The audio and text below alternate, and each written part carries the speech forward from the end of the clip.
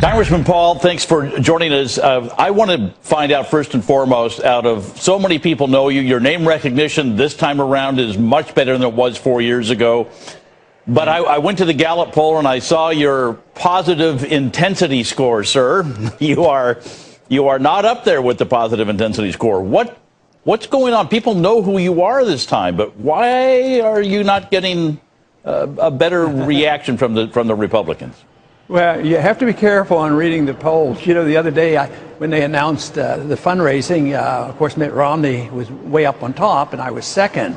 But when it was reported on TV, they listed it somehow or another, they just excluded my name. So all the polls have to be looked at carefully. The polls, of course, they don't put me at the top. But if you compare where we are today, where we were 4 years ago, it is amazing how much further the country has come around to being concerned about the economy and being concerned about personal liberties and TSA agents and being concerned about the spending overseas. The atmosphere has changed nationally and it's changed even on the House floor.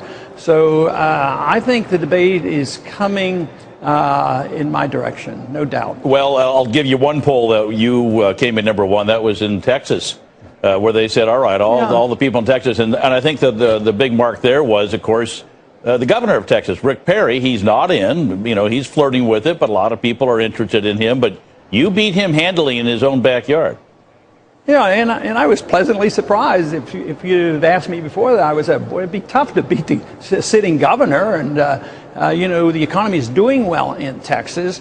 But, you know, he had a tough primary race before, and there was a Tea Party type candidate in the race that did very well without money. So that tells you that there are some questions being raised about the governor. Well, let's talk about money, because it is the mother's milk of politics. And you get your message out via interviews like this, but you have to buy ads somewhere down the road in order to get those people in, especially the early primary states, to get your message. And a lot of people listen to those 30-second ads. So do you have enough money to run your campaign for a month, 6 months, for a year? What do you have? Well, if you ask me what the cash balance is right now, I don't know exactly, but it's probably well over $2 million. And we made a big order for radio ads out in Iowa right now. So we have started buying ads, but it seems like the last go around, we didn't even have to beg and plead or make phone calls. I've never made a personal phone call to ask for money. People get enthusiastic and they do send money. These money bombs that have occurred where we raise a lot of money are most of the time spontaneous and set up by people other than the campaign. So when the message gets out there that the campaign needs the money, most of the time it comes in. That's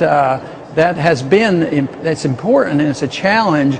But most important is for me to undertake the challenge of the status quo. So this is not just another politician running. I mean, I'm trying to really change things. I want the foreign policy change. I want the Federal Reserve change in monetary policy. And I truly want to balance the budget. So we're not just tinkering on the edges. We want some fundamental changes. So that is a bigger task. And I see my opposition being the opponents in the primary, and I lump them all together because I think they more or less, to one degree or another, just defend the status quo because they haven't taken the positions that I have on almost all the issues. And that's was going to be my next question, which is, are you running against the other Republicans or are you running against President Obama? Because, well, which one is it? Well, you're in the primary, you have to run against the opposition. But, you know, if they did some of that polling in the general population, it'd be amazing how much better my ratings are because some of the challenges I make, I'm really challenging the Republicans because they haven't been all that good on balanced budgets, and they certainly aren't good in watching where they're putting the troops around the world. But no, it's, in general speaking, I mean, the progressives, the people who don't like war and they like civil liberties, the Democrats are looking for somebody they can trust that really believes in freedom, not only economic freedom, but freedom for everybody. So I think that's where, if you did some polling, my ratings go way up. So we'll deal with that after we win the Republican primary. Well, I think you're absolutely right about people don't. I mean, if you look at the polling about just Congress in general, it doesn't matter. People just don't trust the body, unfortunately, and it doesn't matter who's running the show. So when you get in, let's get into some of the policy issues, because jobs. The president says that when he gets up in the morning, when he goes to bed at night, jobs is the number one thing on his mind. If so, he's not whatever he's thinking about isn't working. So what do you suggest? How do you suggest we get more people? How do we get more people back to work in this country? Well, you have to look at it fundamentally. You can't just say we need jobs, so we're going to spend some money or subsidize somebody or whatnot. You have to ask the question, why do we have a recession? Because you can't solve the problem if you don't answer the question. We have recessions because we have financial bubbles, and we have financial bubbles because we have a distorted economy due to Federal Reserve policy expanding the money and lowering interest rates below market rates, so that people do all this malinvestment and building up all this debt. So in order to get growth again, you have to liquidate the mistakes, get rid of the malinvestment and liquidate the debt.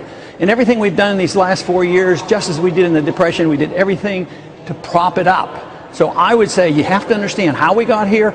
You have to understand the business cycle. You have to understand that we need a correction. Then you get economic growth again. You need the capital come back. You need a strong currency to invite capital back into our country, rather than chasing our businesses overseas and exporting our only real export, and that's our dollars that we print, and they're still taking them for some weird reason. So there's a lot we can do, but you have to have a fundamental understanding of the business cycle, how we got here, and why you need a correction in order to get the growth back again. We continue our conversation with Congressman Ron Paul. We all know his concerns about our liberties, but how does that tie in with national security? You know the Ben Franklin quote, which roughly says, if you give up liberty for security, you deserve neither. So what is our nation's role, whether it is in Afghanistan or the TSA body searches at your local airport? Let's dive into these issues, TSA and national security, with Congressman Ron Paul. You've spoken out on this many times. Is the business about security at our airports, the travel, the TSA? I do this on my radio show all the time, Congressman, and people say, but I want to know that everybody on the plane with me, is a good person. And at the same time, they don't want to be groped by the TSA. So are we not thinking right? Is the TSA not using the proper approach? I know you're not happy about it. No, but the philosophy of who's supposed to assure us the people next to us are safe, that's wrong. Depend on the bureaucrats to do it. I mean, these aren't the most reputable people. Sometimes they themselves get into trouble. And for TS agents to do things to us at airports that you and I can't do, we'd be arrested if we did this. And the people overlook this. I mean, it is astounding. But the basic principle is who's responsible for safety on private property? The federal government was very much involved before 9/11, did nothing to help. As a matter of fact, all the rules encouraged it. There weren't allowed to be guns on the airplane, and you weren't allowed to oppose hijackers, and it was a mess. So we set the stage for 9/11.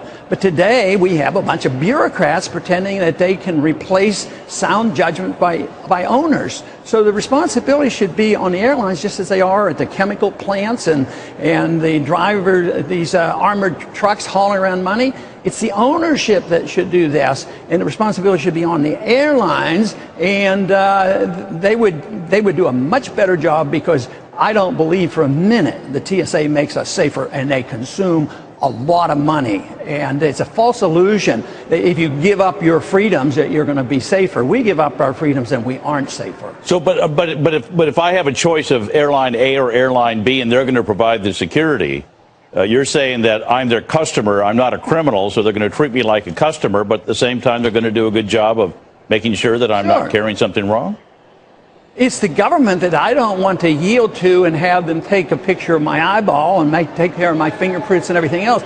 But with modern technology, the airlines can identify the passenger. Frequent flyers, anyway, could be treated differently. Pilots should be treated differently. They shouldn't go through the same lines. It isn't that difficult. It's this effort to assume that the government is to be there and that you're to be submissive. And that's the way everything you look at, whether it's in economic policy or social policy, be submissive.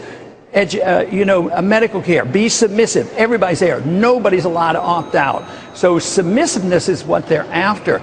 But there's a good argument private sources can protect us better than the government, because so far the government hasn't done a very good job of protecting us at all. And last question about just national security. I know that you've been outspoken about the Iraq War, the Afghanistan War.